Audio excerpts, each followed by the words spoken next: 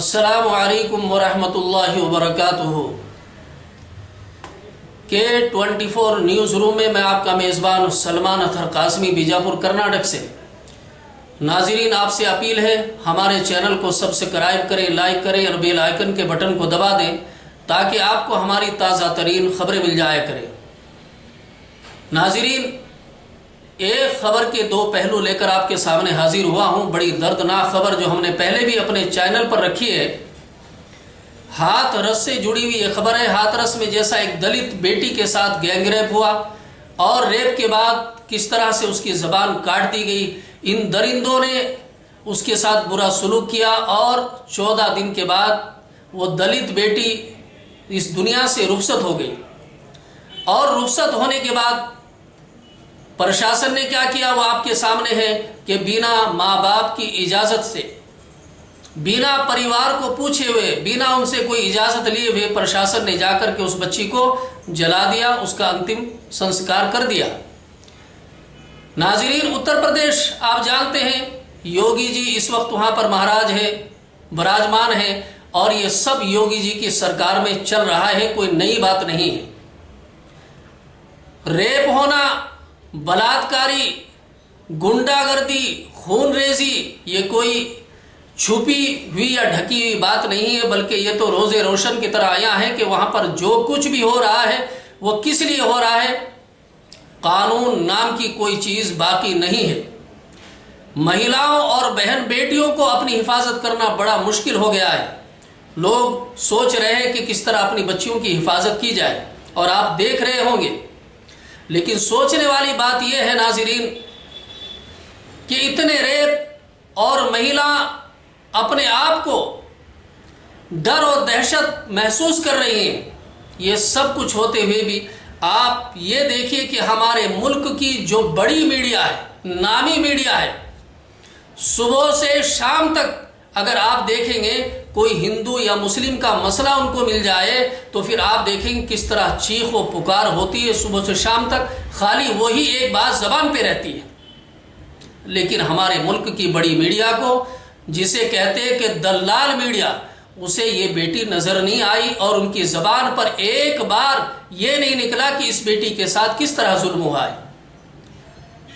और इसके बाद जब फोर्स पड़ा है मीडिया के लोगों के ऊपर, जो हमारे मुल्क की बड़ी मीडिया है, वहां पर पहुंचे, तो आप इस चीज को जरूर सोचें और समझें कि हमारे मुल्क की बड़ी मीडिया अब अगर बोल भी रही है तो किसके लिए बोल रही है। बड़ी मीडिया हमारे मुल्क की किसके ऊपर बोल रही है? प्रशासन के ऊपर। प्रशासन की बुराई कर रही है कि जाकर के बिना माँ बाप की इजाजत के देखो उस बच्ची को जला दिए, उस दलित बेटी को जला दिया है। हम ये कहते हैं कि प्रशासन के ऊपर भी कोई है, प्रशासन भी किसी के हुक्म पे चलता है।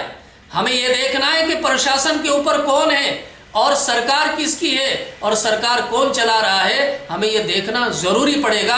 और हमें चाहिए कि हम सरकार को ही कह सकते हैं कि वो अपने रवैये को बदले। इन्हीं हालात को मद्देनजर रखते हुए हाथरस की इस बेटी के बारे में कल सहारनपुर में वाल्मीकि समाज के लोगों की पुलिस के साथ झड़प हुई।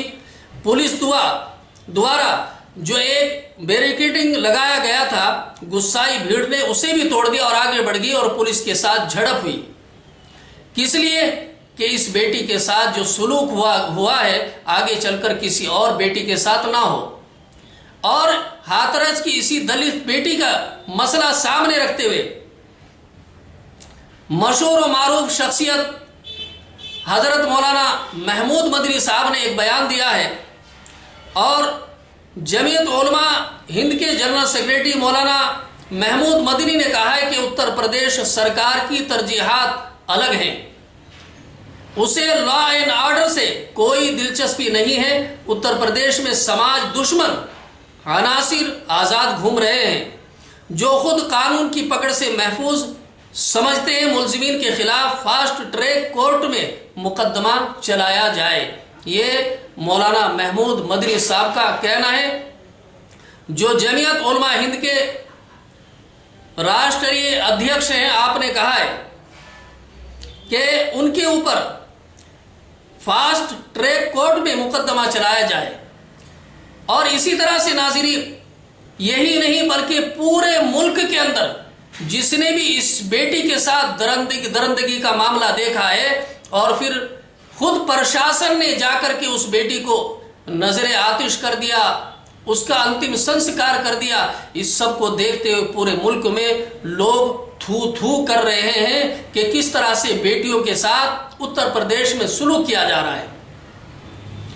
नाज़रीन, हमारे सामने हाथरस से कुछ वीडियोज आए, उस समाज, उन दलितों के घरों के कुछ वीडियोस आए कि उनके साथ कैसा सुलूक किया जा रहा है। हम आपको जरूर दिखाएंगे वो वीडियोस, आप देखिए कि इस वीडियोस में वो लोग अपनी कैसा दर्द बयान कर रहे हैं।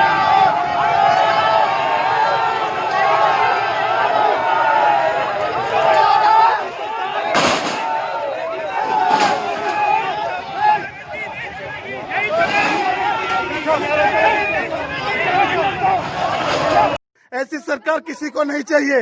ये देखिए घर के बहू बेटियों के अंदर और घर में घुस के, सर घर में घुस के, ये कोई न्याय है?